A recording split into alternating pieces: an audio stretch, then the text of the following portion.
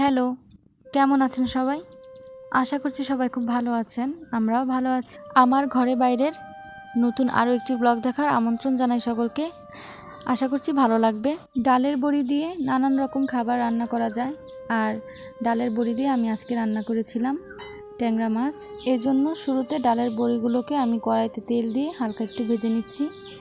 ভাজার পরে নামিয়ে আমি মাছগুলোকে একটু ভেজে নিব। মাছ দিয়ে ডালের বড়ি বেশ ভালোই লাগে খেতে। এছাড়াও সবজিতে তারপরে শাকে এগুলোতেও ডালের বড়ি ব্যবহার করলে ভীষণ ভালো লাগে।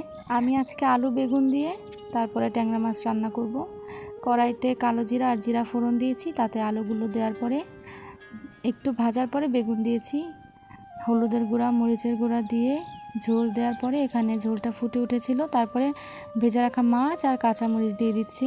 ভাজা মাছ আর কাঁচামরিচ দেওয়ার খানিকক্ষণ বাদে ডালের বড়িও দিয়ে দিব। কিছুক্ষণ কুক করার পরে আমি নামানোর আগে ভাজা জিরার গুঁড়া দিয়েছি। আমার দ্বিতীয় রেসিপি ছিল চাল কুমড়া ভাজি।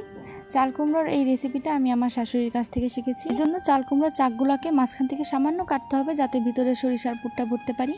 আর চাল কুমড়াটাকে কাটার পরে আমি লবণ দিয়ে অনেকক্ষণ মাখিয়ে রেখেছিলাম, এতে করে কুক হতে সময় লাগে না, তাড়াতাড়ি কুক হয়ে যায়।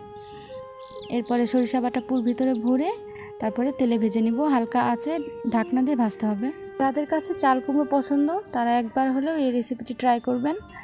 কথা দিচ্ছি নিরাশ হবেন না, অবশ্যই ভালো লাগবে। আর ভাজিগুলোকে কিন্তু ঢাকনা দিয়ে অল্প আঁচে ভাজতে হবে, তাহলে সুন্দর মতো কুক হবে। আমার ভিডিওগুলো যদি আপনাদের কাছে একটু ভালো লেগে থাকে, প্লিজ আমার ভিডিওতে একটি লাইক দিবেন আর আমার পেজটি ফলো দিবেন। আর চাইলে আমার ভিডিওগুলো আপনার ফ্রেন্ড এবং ফ্যামিলির সাথে শেয়ার করতে পারবেন। আজকের মতো ব্লগটি এখানেই শেষ করছি। সবাই ভালো থাকবেন, সুস্থ থাকবেন। টাটা।